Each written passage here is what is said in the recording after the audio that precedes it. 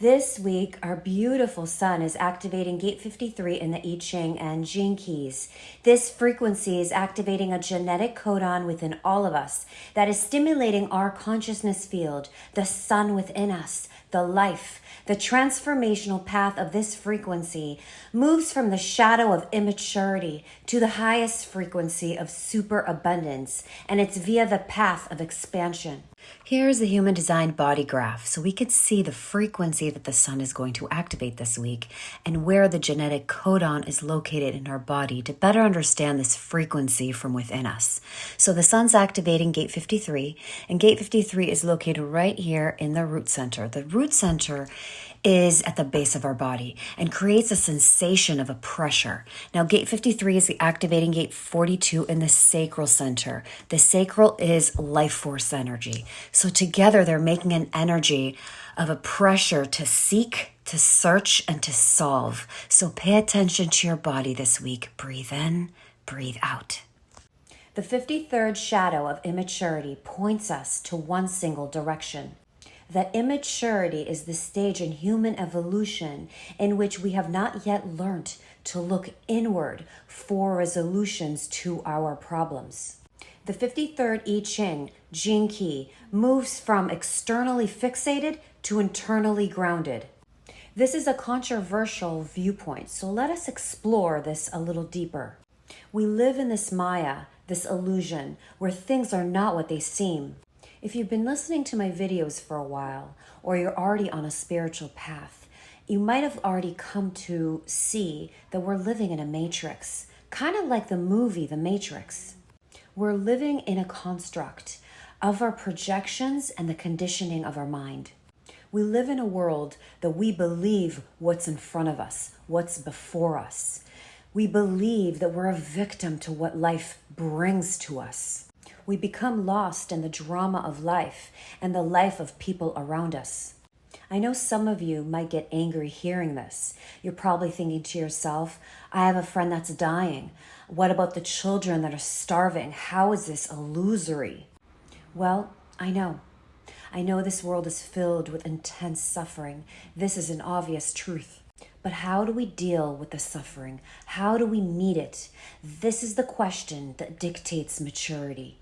The 53rd Gene Key is about the new.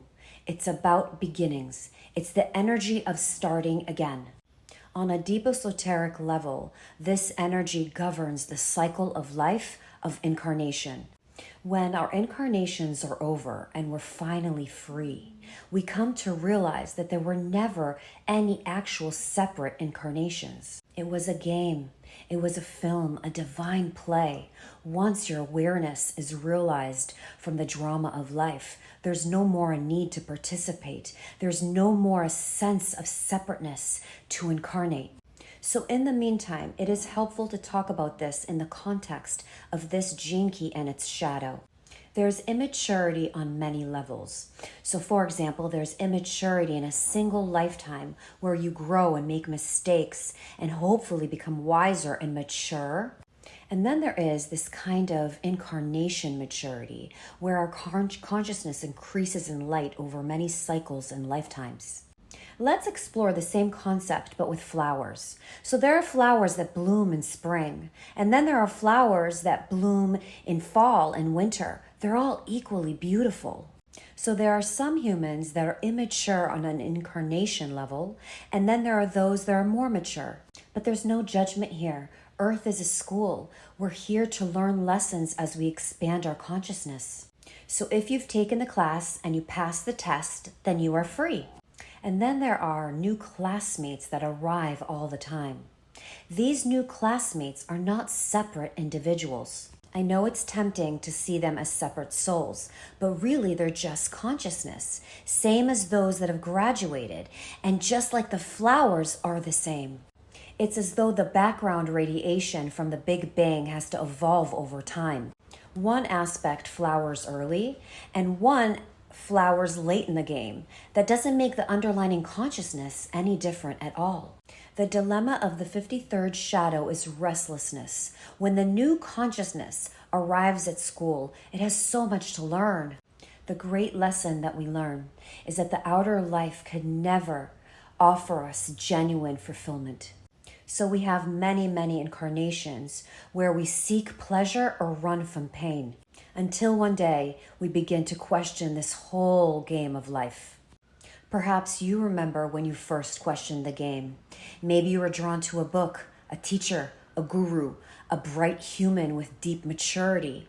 Or maybe it was a crisis, a death in the family or of a loved one that turned you inward.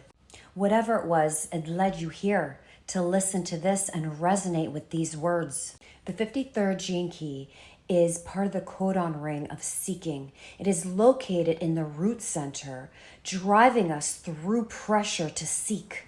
Our restless spirit has to go through a search, a quest, and eventually it leads to a spiritual quest. So perhaps you're beginning to see what I mean by immaturity.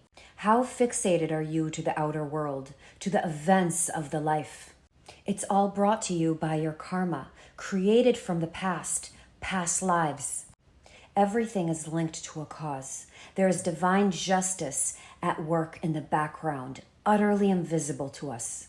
There are places of immaturity within all of us. As we begin to evolve, I mean spiritually evolve, we begin to shake off these immature patterns. And it takes time. We all have blind spots. Ask yourself, where are there blind spots? Where are you still playing a victim? It's probably the area of focus of the life right now. Suffering is like that. It dominates our consciousness. The 53rd gift, the way to alchemize the shadow and raise the vibration, expansion. So what happens when we mature? What does the process of maturity look like? Is there anything we can do to speed up the process? Do you see that the question is coming from the shadow of restlessness? So the very question is wrong. It's only when we begin to understand this question from within us that we begin to slow down. We begin to mature. Isn't it interesting that maturity always involves slowing down? A mature person is wiser and slower. A mature river is wider and slower moving. So the hallmark of maturity is slowness. Maturity is rooted in slowing down. So does our seeking. In the art of meditation, contemplation, prayer, and breathing, we begin to breathe more deeply and we begin to see things more clearly. We see the life as if it's in slow motion. Our rhythm may slow down, but our awareness quickens. The life becomes more effective and efficient, and we enter a gradual expansion. The gift of expansion needs to be understood correctly. Expansion can be balanced or unbalanced. So for example, you can expand your business to a point where it becomes a liability and a danger to the whole.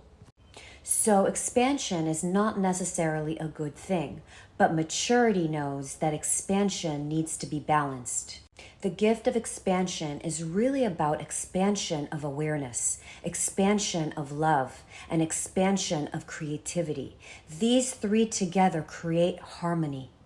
Awareness without love can be cruel. Love without awareness can be painful. Creativity without love can be reckless, etc., etc. You get it.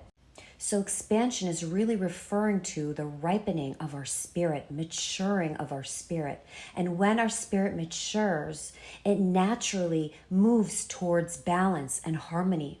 It's a holistic phenomenon. But most of us tend to look at the life as separate parts. We look at our relationship as one part. We look at our family as another part. We look at our job as another separate part. And we look at our health as another separate part. But in truth, they're all connected. Expansion in one area of the life is an imbalance. Maturity allows expansion to ripple through the whole of the life. And the secret to this is effortlessness. Expansion comes without effort. It emerges naturally, slowly, and quietly, and brings calmness rather than excitement. It brings simplicity rather than complexity. It brings perspectives rather than ambition. And it all comes from slowing down. The 53rd city, the highest frequency, superabundance. It's a dimension that abundance no longer matters, beyond seeking. It's the end of the quest. Superabundance is being. It's beyond agenda. It's the end of incarnation, and there's no more beginnings. It's the eternal now. I'm Powery this week to create space, get to higher awareness, notice your thoughts, feel all the sensations fully that come up in the body. And this week, shine the light of awareness to where you are focusing. This week has power of expansion. Be blessed.